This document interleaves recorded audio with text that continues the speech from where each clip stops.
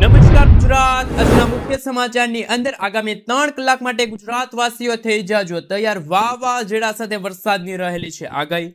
1 તારીખથી લાગુ થશે નવા નિયમો. તહેવારો નજીક આવતા રાશન કાર્ડ ધારકોને મળશે દર મહિને 1000 રૂપિયા સાથે મફતમાં મળશે અનાજ. એલપીજી સિલિન્ડરના ભાવમાં થશે ઘટાડો. સીએનજી પીએનજી ના ભાવમાં થશે વધારો. પેટ્રોલ ડીઝલના ભાવમાં થઈ શકે છે ઘટાડો. વાહન ચાલકો આપે ધ્યાન. લાઇટ બિલ અંગે સરકારે આપી છે સૌથી મોટી ભેટ. જાણો કઈ તારીખે ખેડૂતોના ખાતામાં આવશે ₹2000 નો 20મો હપ્તો. 1 તારીખથી યુવાનોને મળશે નોકરી. પાક નુકસાની સહાય માટે સરકારે જે પોર્ટલમાં અરજી કરવાનું કહ્યું તે ખુલતી નથી. બાળકોના આધાર કાર્ડને લઈને સૌથી મોટા સમાચાર. પાન કાર્ડ બંધ, સૌથી મોટો નિર્ણય. પીએમ આવાસ યોજનાની સહાયમાં થયો છે વધારો. બહેનોને મળશે દર મહિને 1500 રૂપિયા. વિદ્યાર્થીઓ માટે 2 નવી યોજના. અને આજના સૌથી મોટા ખેડૂત ઉપયોગી સમાચાર જાણીશું આજના આ વિડીયોની અંદર. મિત્રો, દરેક સમાચાર, દરેક માહિતી જણાવીએ એ પહેલા ગુજરાતના જે પણ મિત્રો ચેનલ પર જો પહેલી વાર આવ્યા હોય તો મિત્રો ખાસ કરીને વિડીયોને એક લાઈક કરી ચેનલને સબસ્ક્રાઇબ કરવાનું ભૂલતા નહીં. સાથે આજનો આ વિડીયો છે જેને અંત સુધી જોતા રહેજો. મિત્રો, ત્યાંના તાજા અને નવા હવામાન સમાચાર વિશે વાત કરીએ તો રાજ્યમાં 7 દિવસ સાર્વત્રિક વરસાદની આગાહી વ્યક્ત કરવામાં આવી છે. રાજ્યમાં ભારેથી ભારે વરસાદની આગાહી હવામાન વિભાગ દ્વારા કરવામાં આવી છે. તો માછીમારોને 1 ઓગસ્ટ સુધી દરિયો ન ખેડવા સૂચના અપાઈ છે. રાજ્યમાં એક સાથે 2 વરસાદી સિસ્ટમ સક્રિય થતા અમદાવાદમાં ગાજવીજ સાથે ભારે તો અમુક ભાગોમાં અતિ ભારે વરસાદની આગાહી રહેલી છે. સાથે મિત્રો, ગુજરાતના આજે ઉત્તર ગુજરાત, પૂર્વ ગુજરાત, દક્ષિણ ગુજરાતના ભાગોમાં ભારેથી અતિ ભારે વરસાદ પડવાને લઈને હવામાન વિભાગ તરફથી રેડ એલર્ટનું સિગ્નલ જાહેર કરવામાં આવ્યું છે.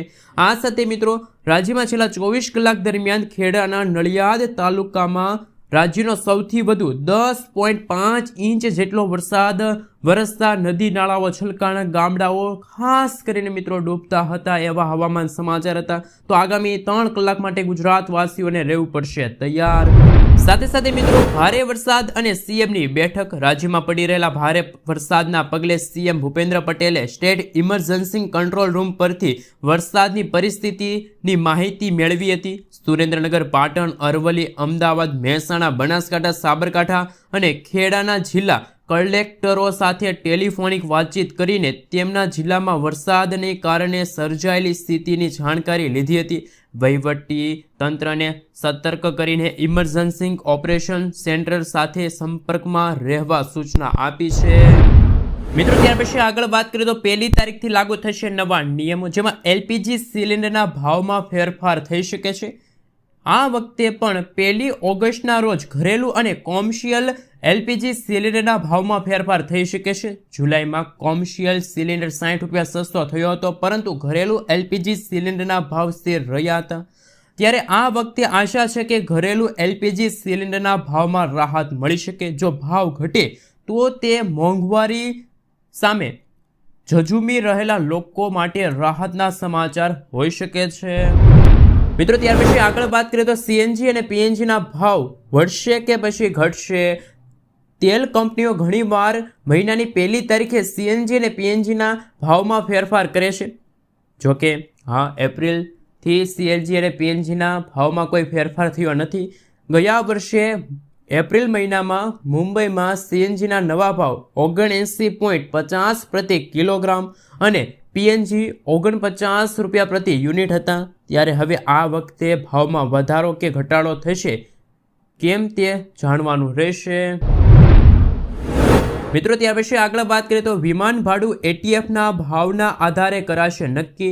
એર ટર્બાઇન ફ્યુલ એટીએફ કે જેનો ઉપયોગ વિમાનમાં થાય છે, ઉડ્ડયન બળતણના ભાવમાં ફેરફાર થવાની શક્યતા છે. જો એટીએફના ભાવ વધે તો હવાઈ ભાડામાં વધારો થઈ શકે છે અને જો ભાવ ઘટે તો મુસાફરી સસ્તી થશે. તેલ કંપનીઓ દર મહિનાની 1 તારીખે એટીએફના ભાવમાં સુધારો કરે છે. મિત્રો, ત્યાર પછી આગળ વાત કરીએ તો આરબીઆઈની બેઠક ઓગસ્ટ મહિનામાં છે. ઉલ્લેખનીય છે કે આરબીઆઈ મોનેટરી પોલિસી કમિટી એમપીસીની 4 ઓગસ્ટથી લઈને 6 ઓગસ્ટ વચ્ચે મળશે, જેમાં વ્યાજદરો અંગે મહત્વપૂર્ણ નિર્ણયો લઈ શકાશે. આરબીઆઈના ગવર્નર બેઠક પછી દરોમાં ફેરફાર કરવાની જાહેરાત પણ કરી શકે છે. મિત્રો, ત્યાં પછીના સમાચાર વિશે વાત કરીએ તો રાશન કાર્ડ ધારકો માટે ખૂબ જ અગત્યના સમાચાર સામે આવ્યા છે. કેન્દ્ર સરકારે જાહેર વિતરણ વ્યવસ્થા PDS ને વધુ પારદર્શક અને સુરક્ષિત અને કાર્યક્ષમ બનાવવા માટે એક મહત્વપૂર્ણ પગલું લીધું છે. સરકારે બુધવારે હાલના PDS નિયમોમાં સુધારા કર્યા છે અને દર 5 વર્ષે તમામ રાશન કાર્ડ ધારકો માટે ઇલેક્ટ્રોનિક KYC પ્રક્રિયા ફરજિયાત બનાવી છે, જેનો હેતુ રાશન વિતરણ પ્રક્રિયામાં છેતરપિંડી, ડુપ્લિકેટ રાશન કાર્ડને દૂર કરવા અને સબસિડીને યોગ્ય લાભાર્થી સુધી પહોંચાડવાનું સુનિશ્ચિત કરવામાં આવ્યું છે.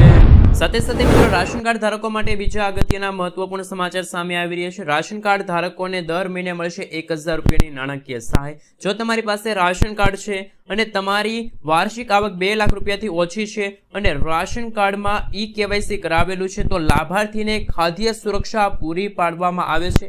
યોજના હેઠળ દરેક લાભાર્થીઓના બેંક ખાતામાં દર મહિને 1000 રૂપિયાની નાણાકીય સહાય સીધી મોકલવામાં આવે છે, જેથી આ યોજનામાં પારદર્શિતા જળવાઈ રહે. આ માટે તમારે રાજ્યની ખાદ્ય અને નાગરિક પુરવઠા વેબસાઇટ પર જઈને અરજી કરવાની રહેશે.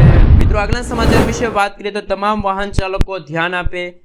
જો તમે ટ્રાફિક નિયમોની અવગણના કરો છો તો આ તમને નાની લાગતી બેદરકારી તમારા ખિસ્સા પર તો ભારે પડી શકે છે, પરંતુ શું તમે જાણો છો, જો તમે વારંવાર ચલનની અવગણના કરો છો તો તમારું ડ્રાઇવિંગ લાયસન્સ પણ રદ થઈ શકે છે. દરેક રાજ્યમાં ટ્રાફિક નિયમો અલગ અલગ હોય છે.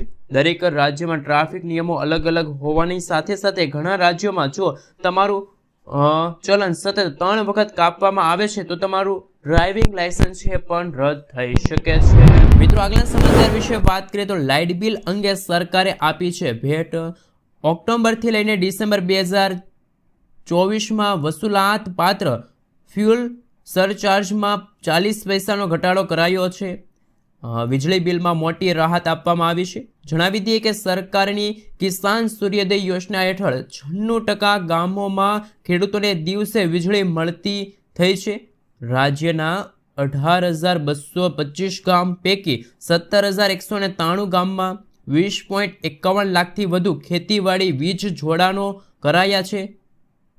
પ્રધાનમંત્રી કિસાન સૂર્યોદય યોજના હેઠળ મળતી સહાય બમણી થઈ છે. હવે 10 લાખ સુધીની સારવાર નિઃશુલ્ક મળશે.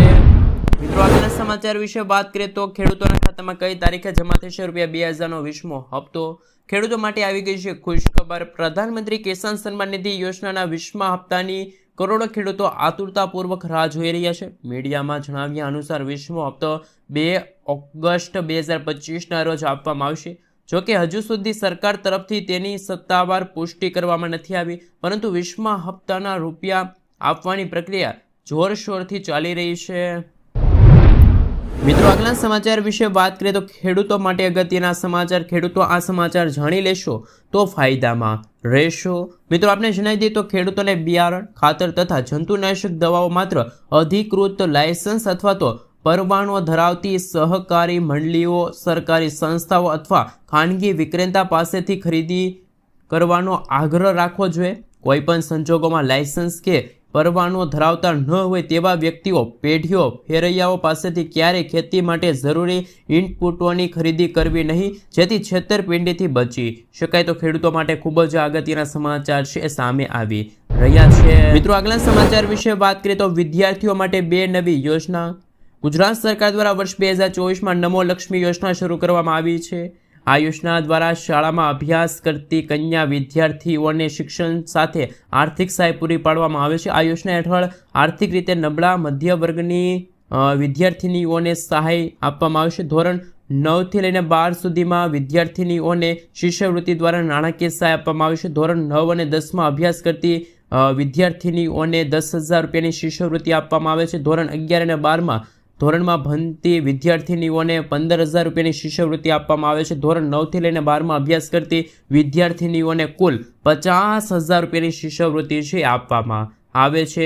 સાથે સાથે મિત્રો નમો સરસ્વતી યોજના વિશે તો આપણે વાત કરી. હવે નમો ખાસ કરીને મિત્રો જો વાત કરીએ તો લક્ષ્મી યોજના વિશે વાત કરીશું કે જેમાં દીકરીઓને ધોરણ 11 અને 12માં વિજ્ઞાન પ્રવાહમાં અભ્યાસ કરવા માટે છે એ મિત્રો 25,000 રૂપિયાની આર્થિક સહાય પૂરી પાડવામાં આવશે.